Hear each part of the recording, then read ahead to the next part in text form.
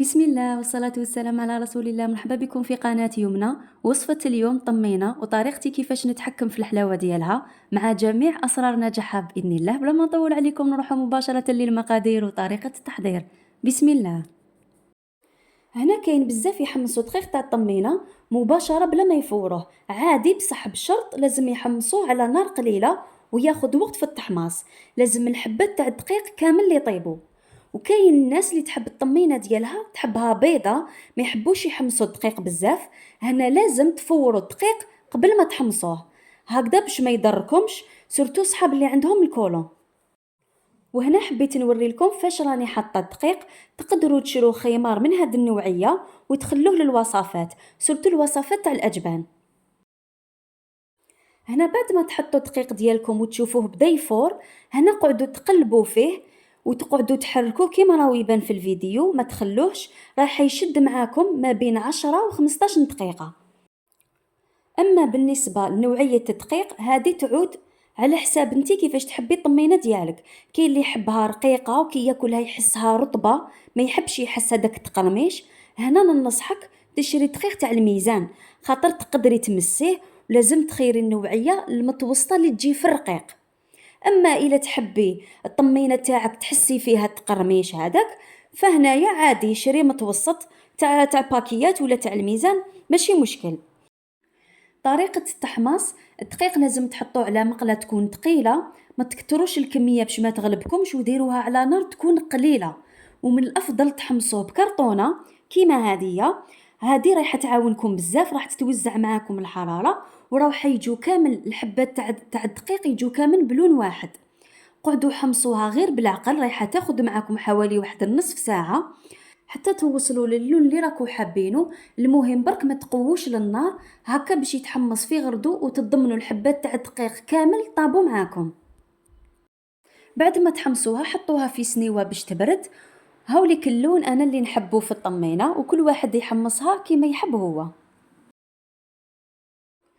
هنا بالنسبه لطريقتي كيفاش نتحكم في الحلاوه، كاين اللي يقول لك ندير الزبده اكثر من العسل. خطا، سورتو اللي يخدموا بالمارغرين راح تحسي تقول راكي تاكلي في الشحم.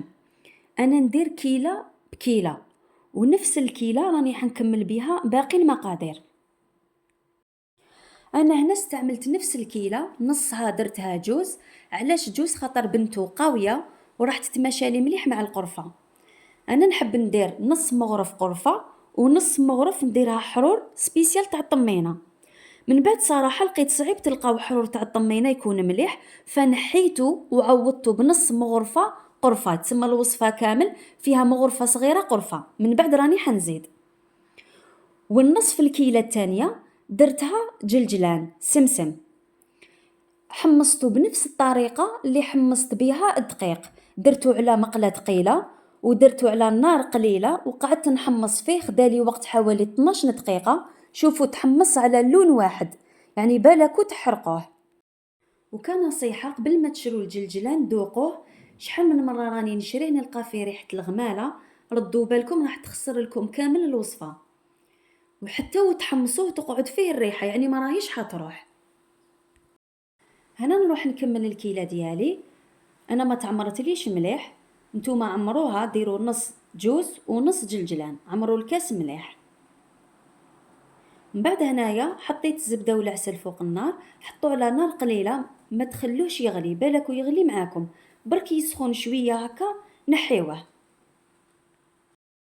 هنا باش طمينا ما يخرج لهاش هذاك ليدام من الفوق، تحكمي الفوي ولا مغرفه تحطب من الاحسن فوي، وتقعدي تخبطي مليح مليح مده واحد 3 دقائق هكذا. ومن بعد كي تزيدي ترمي الدقيق ديالك نفس الشيء، تقعدي تزيدي تخلطي فيها حتى تشوفي هذاك الدقيق يدخل كامل داخل هذاك الفوي. من بعد كي تفرغيها في الطبسين ما راهيش حتطلع طبقه تاع الزيت كيما راني ندير انا، تخلطي هكا واحد 3 دقائق.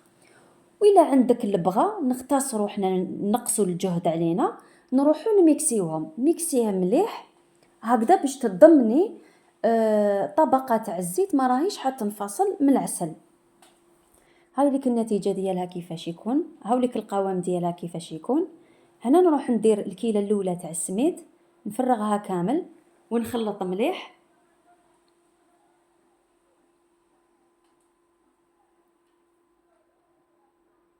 من بعد نروح ندير الكيلة الثانية تاع الجلجلان والجوز، نخلطو مليح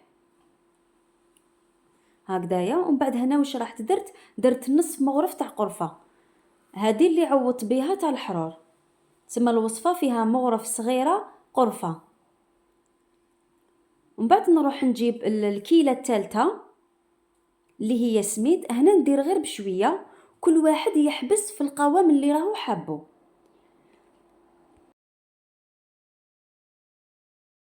هنا الا تحبوا الطمينه ديالكم غد من داك تكون شاده روحها كيما هذه طيبتها البارح.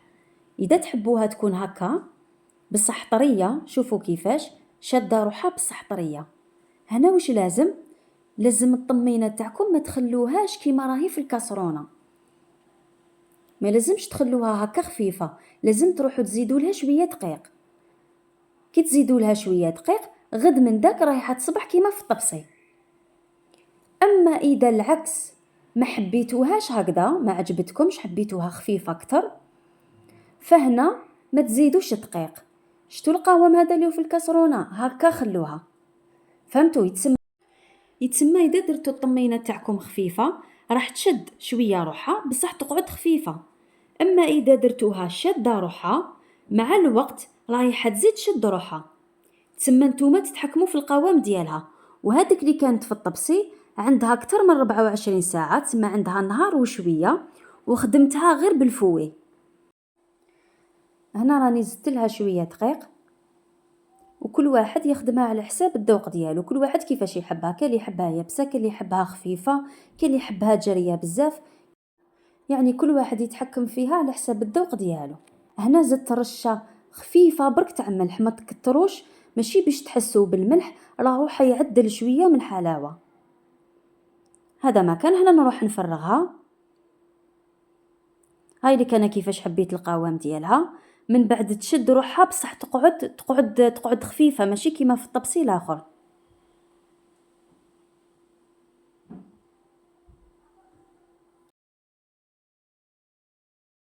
وهنا التزيين كل واحد يزين على حساب الذوق ديالو، التزيين اختياري. انا ما حبيتش ندير حاجه كبيره، غير هكا دوائر بالقرفه.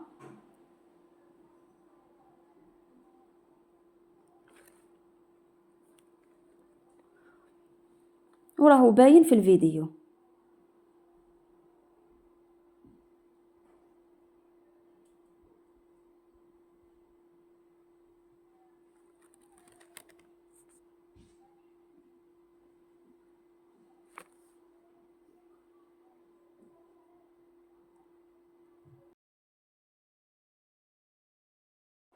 وهذه هي النتيجة النهائية. تجي بزاف بنينة، وتجي الحلاوة ديالها جد مقبولة، وما تجيش هذيك الحلاوة اللي كي تاكليها تضربك للراس. هنا بركي تخدموها، خلوها على بعد ساعتين باش تستهلك هكا، باش تمتزج كامل المكونات. عليكم من الافضل تستعملوا زبده، بالزبده رايحه تجي بزاف بنينه. مارغارين صراحه ما تعجبنيش. هذا ما كان. شوفوا هنا كيفاش جات، تجي طريه، ما غد من داك وتقعد طريه. عندكم القوام تتحكموا فيه نتوما. ان شاء الله نكون فدتكم ولو بالقليل، ونتمنى تدعموني باشتراك لتحفيزي على تقديم المزيد. ونتلاقوا في وصفه واحده اخرى ان شاء الله. سلام.